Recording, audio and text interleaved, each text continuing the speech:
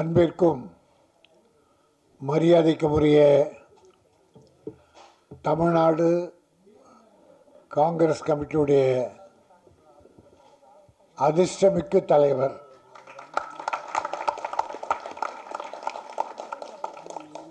தொடர்ந்து 6 ஆண்டுகளாக காங்கிரசின் தமிழகத்தின் பொறுப்பை ஏற்று தலைவர் பொறுப்பை ஏற்று பல வெற்றிகளை காங்கிரஸ் தேடித்தந்த ஒரு மாபெரும் தலைவர். தமிழக காங்கிரஸிலே 6 ஆண்டுகள் நிரந்தரமாக ஒரு தலைவர் இருக்கிறது அழகிரி தான். அந்த அளவுக்கு மேலிடத்துக்கு நம்பிக்கையோடும் காங்கிரஸுக்கு உண்மையாக உழைக்கின்ற ஒரு அருமையான தலைவர். அவர் இன்றைக்கு இந்த படத்தை துவக்கி வைத்து வாழ்த்துவது என்பது தயாரிப்பாளருக்கு ஒரு அதிர்ஷ்டம். இந்த படம் இதய கோயில். எல்லாருக்கும் இதயம் இருக்கான்னு தெரியாது. ஆனால் இதயம் உள்ளவர்களெல்லாம் நல்லவர்களாக இருப்பார்கள். பட்டு சட்டை, பட்டு வேட்டி, உயர்ந்த ரக துணிகள் அடைவதாலே மட்டும் மனிதன் அடையாளப்படுவதில்லை. அவன் மனிதன் அல்ல. ஆனால் மேலாடையை விட உள்ளாடைன்னு ஒன்று இருக்கு. மனித நேயம், மனிதாபிமானம், மனித தர்மம், இது யாருக்கெல்லாம் அதிகமாக இருக்கிறதோ அவர்களெல்லாம் மனிதம் நிறைந்தவர்கள். அந்த இதயம்தான் கோயிலாக விளங்கும். ஏன்னா மனிதர்கள் மீது அனுதாபப்படணும். அனுதாபப்படுவதன் மூலம் நேசம் ஏற்படும், மனித நேயம். அந்த மனித நேயம் ஏற்படும் போது தர்மங்கள் செழிக்கும், ஏழைகளுக்கு உதவுவார்கள். ஏழைகளை கண்டு இறங்குவோர் எல்லோருமே இதே தெய்வம்தான். அந்த ஏழைகள் அவர்களை தெய்வம் மதிப்பார்கள். ஆகவே பேரறிஞர் அண்ணா கூட சொன்னார், ஏழைகளின் சிரிப்பிலே இதயத்தை ஏழை இறைவனை காணுகிறோம் என்றார். அதை போல இந்த இதய கோயில்னு ஒரு முதல்ல தமிழ் பெயர் வச்சிருக்கீங்களே, அதுக்கு என்னுடைய பாராட்டுக்கள். தமிழுக்கு பஞ்சம் ஏற்படல, ஆனால் சினிமாவில் தமிழ் பேருக்கு பஞ்சம் ஏற்படுச்சு. எதை எடுத்தாலும் ஆங்கிலத்தில்.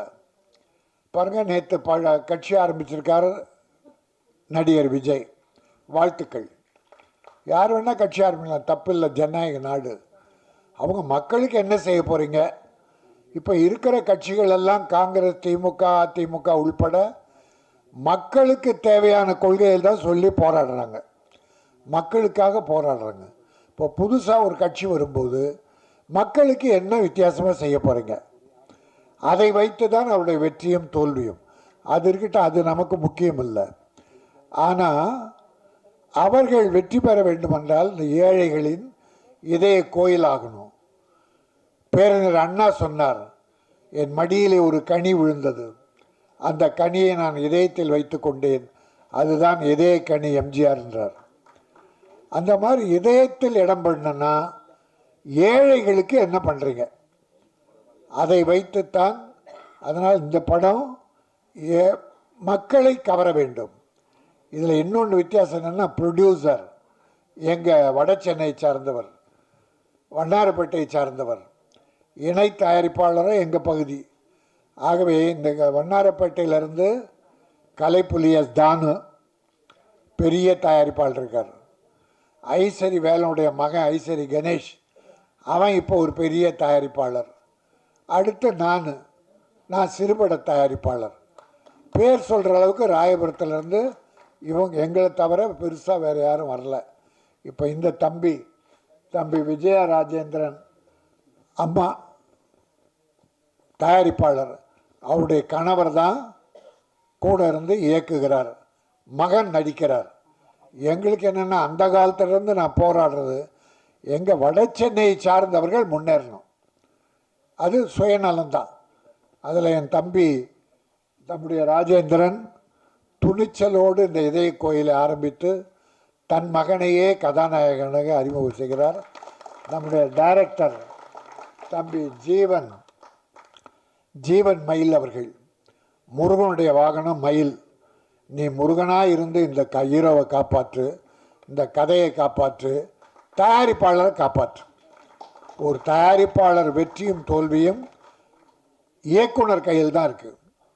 இன்றைக்கி எத்தனை ஹீரோக்கள் உருவாகி இருந்தாலும் சரி, ரஜினி முதல் கொண்டு அஜித், விஜய் யாராக இருந்தாலும் அவர்கள் முன்னேற்றத்திற்கு, அவர்கள் அடையாளப்படுத்தப்பட்டதற்கு டைரக்டர்கள் தான் காரணம். என் தம்பி உதயகுமார், சின்ன கவுண்டர், எஜமான், கிழக்கு வாசல் போன்ற மிகப்பெரிய படங்கள்லாம் வெற்றி படங்களாக்கி அந்த ஹீரோக்களுக்கெல்லாம் ஒரு ப்ரமோஷன் கொடுத்தவர். பேரரசு, இயக்குனர் பேரரசு, விஜய் நடித்த 2 படங்கள் சிவகாசி, திருப்பாச்சி, பெரிய வெற்றி படம். ஆக ஒரு இயக்குனரால் தான் நடிகர்களுக்கு ஒரு பெரிய ப்ரமோஷன் கிடைக்குது. இயக்குனர் மனசு வைக்கல, திறமையை காட்டலன்னா எந்த ஹீரோ மிளிர போகிறது இல்லை. அதனால் எங்கள் ஏரியா புள்ள ராஜேந்திரன் மகன், எங்கள் குடும்பத்து புள்ள, அவன் ஒரு ஹீரோ ஆனால் எங்களுக்கு பெரிய பெருமை, வட சென்னைக்கு பெருமை, தமிழகத்துக்கு பெருமை. ஆகவே இந்த இதய கோயில் ஏழைகளின் இதயில், மக்களின் இதயத்தில் இடம்பெற்று வெற்றி படமாக அமைஞ்சு ராஜேந்திரன் அவங்க மனைவி தயாரிப்பாளர் வெற்றி பெற்று தொடர்ந்து படங்கள் பண்ண வேண்டும். இந்த பிள்ளையும் நிறைய படங்கள் நடிக்க வேண்டும். வாழ்த்துகிறேன். இதய கோவில் இது ஒரு வெற்றி டைட்டில். ஏற்கனவே இதய கோயில் மணிரத்னம் அவர்கள் இயக்கிய படம். அது 10 ஆண்டுகளுக்கு பின்னால் திருப்பி இன்னொரு இதய கோயிலை எடுக்கிறீங்க. இந்த டைட்டிலே வந்து மிக அற்புதமான டைட்டில். அந்த படத்தில் ஒரு சேட் எண்ட் இருக்கும். அதாவது கிளைமேக்ஸ் வந்து சோகமான கிளைமேக்ஸு, இதில் சந்தோஷமான கிளைமேக்ஸ் வைங்க. அவர் சந்தோஷமாக சொல்கிறாரு. நிச்சயமாக அதாவது இவர் மனைவியார் இயக்க, இவருக்கு இன்னொரு இயக்குனர் அந்த இயக்குனர் வரவே மாட்டேன்றாருண்ணா. எங்கே மாயா, ஏன்னா ரொம்ப வெக்கப்படுறிய நீ. டைட்டில் சூப்பரான டைட்டில் வச்சுருக்கீங்க, நல்ல ஹீரோயினை செலக்ட் பண்ணியிருக்கீங்க. அதெல்லாம் யார் பண்ணது? நீங்கள் 2 பேர் சேர்ந்து. ஸோ ஒரு படத்தோட கதாநாயகி முகத்தை பார்த்தாவே பாதி படத்தோட வெற்றி அதில் தெரிஞ்சிடும். டைட்டில் மீதி. அப்புறம் நீங்கள் டைரெக்ஷனை சின்சியராக பண்ணுங்கள். நல்ல தொழில் தெரிந்த யூனிட்டை வச்சுக்கோங்க, நல்ல கேமராமேனை வச்சுக்கோங்க, நல்ல இணை துணை இயக்குநர்களை வச்சுக்கோங்க. எனக்கு இதுக்கு மேலே அட்வைஸ் பண்ண எனக்கு தேவையில்லைண்ணா. எங்கள் இசையமைப்பாளருங்க எல்லாம் பயந்து ஓடிடுறாங்க போல் இருக்கு. சின்ன பசங்க போல் இருக்கு, புது பசங்க. பரவாயில்லை. இந்த திரைப்படத்தின் இந்த துவக்க விழா இவ்வளவு விமரிசையாக நடைபெறுகிறது என்றால் ஏதோ ஒரு நல்ல விஷயம் நடக்க போகுது. ஏதோ தமிழ் சினிமாவில் முதல்ல அன்னக்கிளி ஆரம்பித்தப்போ எல்லோரும் என்னங்க அன்னக்கிளின்னு ஒரு படம் இருக்குது, யாருங்க இந்த இளையராஜான்னு ஒரு ஆள், இப்படியெல்லாம் சொல்லி கிண்டல் அடித்தவங்க தான் இந்த தமிழ் திரையுலகினர். அதில் அன்னக்கிளி பண்ண ரெக்கார்டு பிரேக் இன்னி எந்த படமுமே முறியடிக்கலை. இளையராஜாங்கிற ஒரு மிக ஆளுமை மிக்க ஒரு இசையமைப்பாளரை கொடுத்தது அந்த திரைப்படம் தான். அந்த மாதிரி இந்த இசையமைப்பாளரும் மிகச்சிறந்த இசையமைப்பாளராக வர வாய்ப்பு இருக்கிறது. அதனால் தைரியமாக வா, நீ நின்று செய். வாழ்த்துகள். ஒரு அண்ணன் அழகிரி அண்ணன் வந்திருக்கிறத பார்த்து ரொம்ப சந்தோஷப்பட்டேன். ஏன்னா மூப்பனார் ஐயா அவர்கள் வந்து என்னுடைய மிகப்பெரிய ரசிகர். என்னுடைய படங்களெல்லாம் பார்ப்பார். என்னடா நீ வந்து கதர் சட்டைக்கு மரியாதை கொடுத்து ஒரு படம் எடுத்துட்டேன்னார். சின்ன கவுண்டர் அவர் அந்த ஏங்கலில் பார்த்தார். கலைஞர் அவர்கள் படத்தை பார்த்து விஜயகாந்தியை நடிக்க வச்சிட்டிங்க அப்படின்னாரு. விஜயகாந்தன் நடிக்கவே இல்லை அந்த படத்தில். சும்மா அப்படியே அன்பாக வருவார், இயல்பான நடிப்பு அவரது.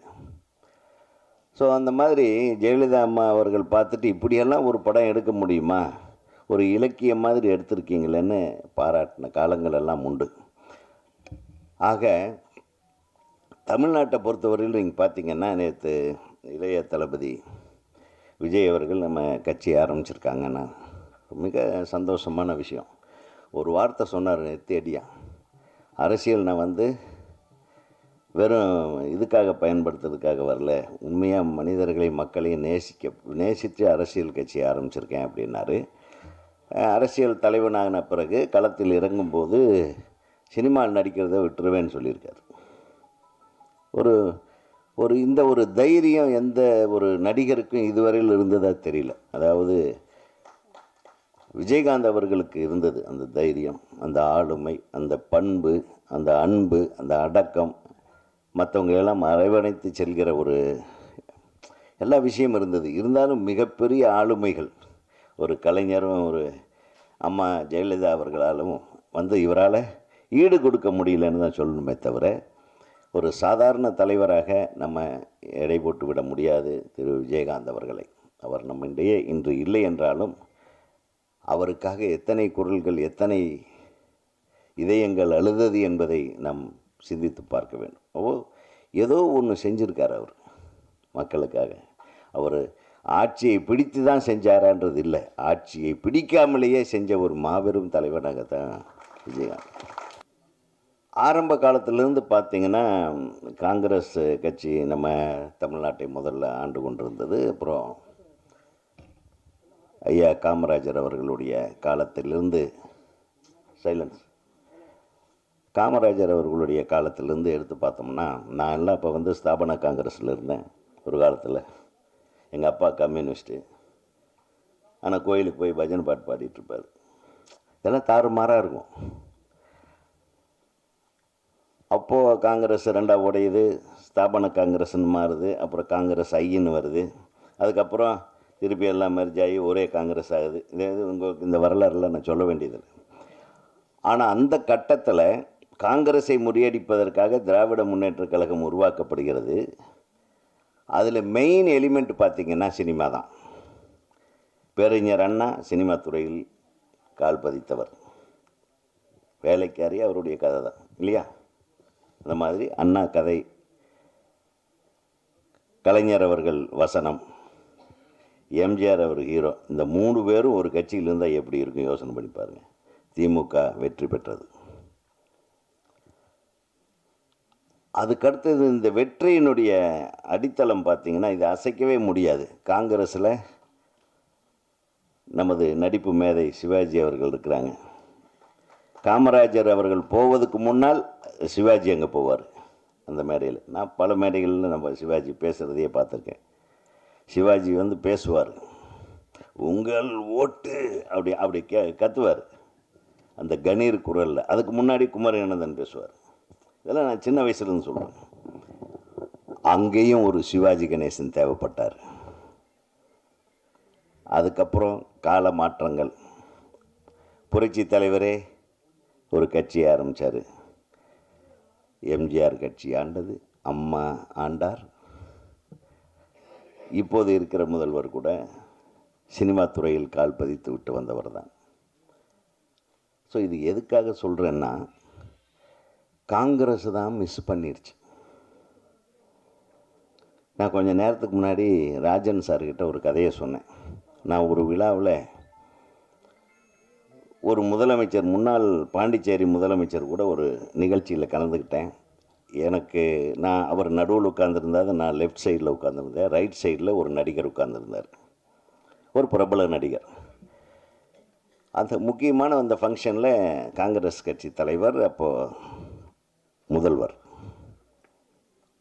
அவர் கேட்டார் என்கிட்ட. அந்த நடிகர் ராஜேஷ் அவர்கள் போய் பேசுகிறார் மேடையில்.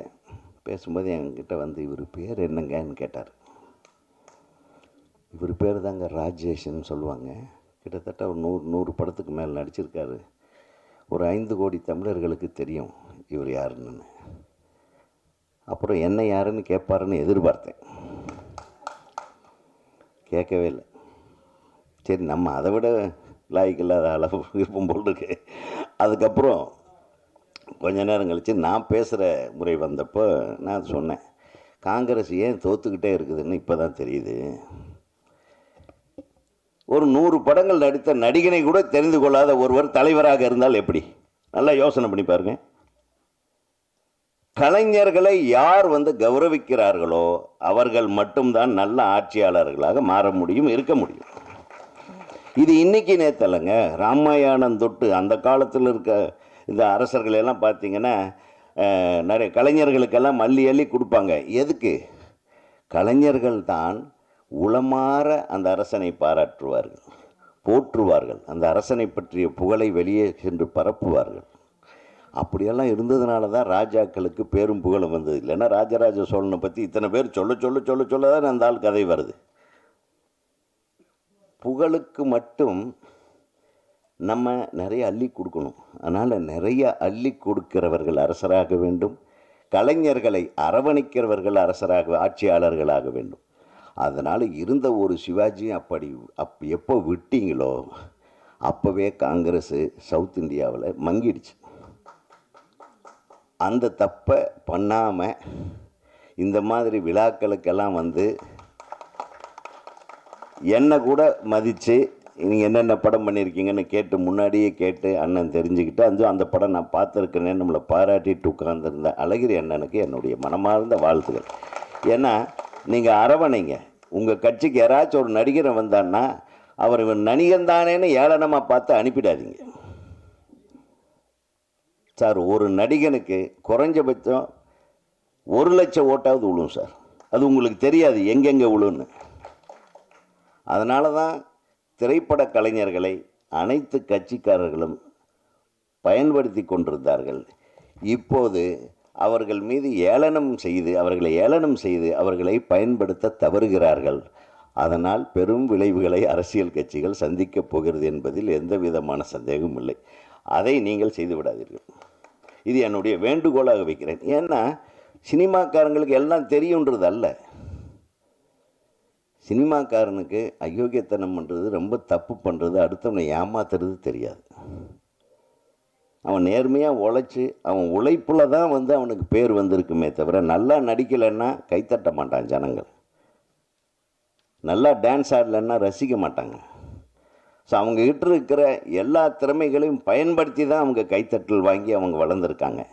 மற்ற விஷயங்கள் அவங்களுக்கு தெரியாது. அவங்களை அழகாக நீங்கள் பயன்படுத்தி கொண்டால், நான் அனைத்து அரசியல் கட்சிகளும் காங்கிரஸுக்கு மட்டுமல்ல, நிறைய விஷயங்களை அவர்கள் மூலமாக நீங்கள் பொதுமக்களுக்கு கொண்டு சென்று சேர்த்தலாம். அதன் மூலமாக உங்கள் கொள்கைகளை பரப்பலாம் என்று கூறி,